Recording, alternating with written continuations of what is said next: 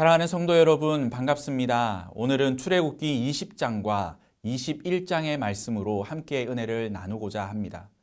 출애굽기 20장은 시내산 선민 언약 체결의 조건으로 이스라엘 백성들에게 제시하던 이 율법 가운데 선민으로서의 삶을 사는 데 있어서 가장 핵심이 되는 행동 규범이라고 말할 수 있는 이 십계명에 대해서 기록하고 있습니다. 흔히 모세오경을 율법서다라고 그렇게 말합니다. 그만큼 모세오경 중에는 가장 중요한 것이 율법이다라는 것을 의미하는 것이죠. 그런 율법 중에서도 이 십계명은 모든 율법의 의미를 압축적으로 표현하고 있는 율법의 중심서다라고 그렇게 말할 수 있습니다.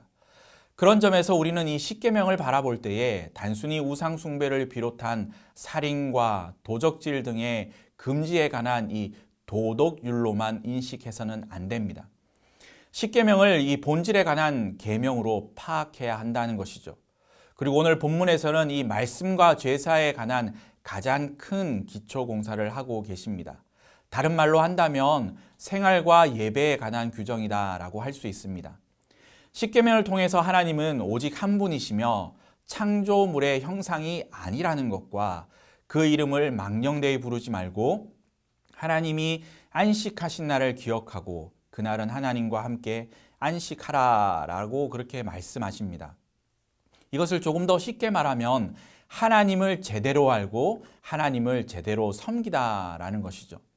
뿐만 아니라 이 부모를 공경하면서 살인과 간음과 도둑질, 거짓 증언과 이 탐내는 마음을 버림으로 하나님의 백성 공동체를 유지하며 공공의 질서를 지키라고 그렇게 말씀합니다. 십계명이 하나님과의 관계에 대한 계명을 먼저 기록하고 다음으로 인간관계에 대한 계명을 기록하고 있다라는 것에 우리는 주목해서 말씀을 보아야 합니다. 이것은 매우 중요한 의미가 있습니다. 그것은 하나님과의 관계가 바로 세워질 때 사람과의 관계에서도 바로 설 수 있다라는 것을 우리들에게 교훈해 주고 있습니다. 진정으로 우리가 하나님과의 관계를 바로 정립할 때에 하나님께서는 우리의 마음속에 있는 모든 미움과 악에 대한 근성을 극복하게 하십니다. 그리고 우리가 하나님 앞에 바로 설 때에 다른 사람들과의 문제 또한 모두 해결되어질 것을 우리는 기억하고 또한 믿어야 합니다. 그리고 21장에서는 종에 관한 새로운 법령을 제정하십니다. 종에 관한 법과 이 폭행에 관한 법, 임자의 책임에 대해서 구체적으로 언급하고 있습니다. 종의 인권을 이야기하고 폭력 앞에서 보호받아야 할 사람의 권리를 이야기하며 내 소유물로 인해 다른 사람이 손해를 입은 경우 손해를 입은 사람의 권리를 어떻게 보호해야 하는지를 규정하는 이 21장의 말씀은 사람이 하나님의 형상을 따라 창조되었다는 하나님의 말씀과 살인하지 말라는 계명에 따른 법령들입니다. 그만큼 사람은 소중하며 사람의 생명은 존중받아야 하고 누려야 할 특권이 있다는 것이죠. 그것이 종이라 할지라도 어린 소년과 소녀일지라도 그 권리는 보호받아야 함을 말씀하고 있습니다.